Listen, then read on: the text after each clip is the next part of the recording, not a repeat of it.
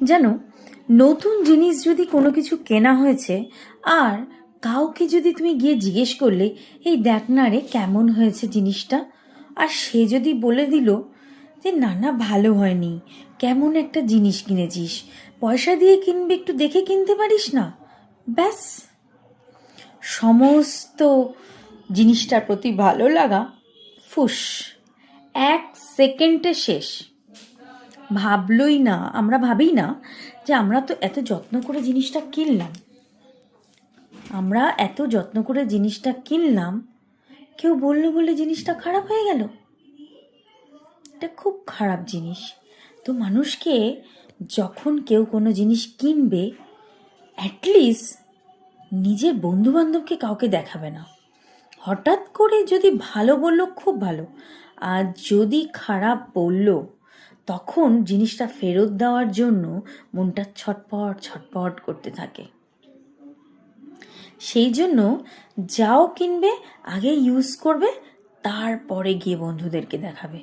Use করার পরে বললে তখন আর কিছু যায় আসে না, কেননা ইউজ তো অলরেডি হয়ে গেছে, আর ফেরত দিতে পারবো না। তো যেই জিনিসটা নিজে পছন্দ করে কিনেছি, কেউ বলার পরে সঙ্গে সঙ্গে যদি ফেরত দিয়ে দিই, দোকানদারেরও খারাপ লাগে আর নিজে তো পরে পস্তাই।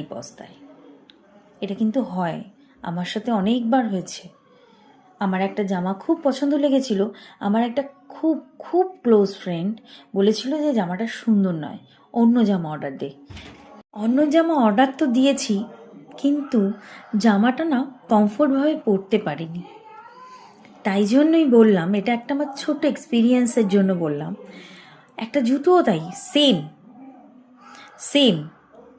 অনেক বছর আগে এটা।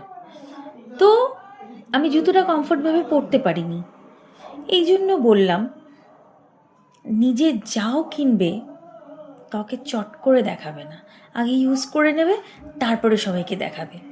দূর, না হয় একটা জিনিস পছন্দ করে কিনেই নিলাম, পরেই নিলাম, তাই না? কেউ যদি দেখানোর সঙ্গে সঙ্গে যদি কেউ কিছু বলে, তাহলে আমাকে সেই জিনিসটা ফেরত দেওয়ার পিছনে অনেক মেহনত করতে হবে।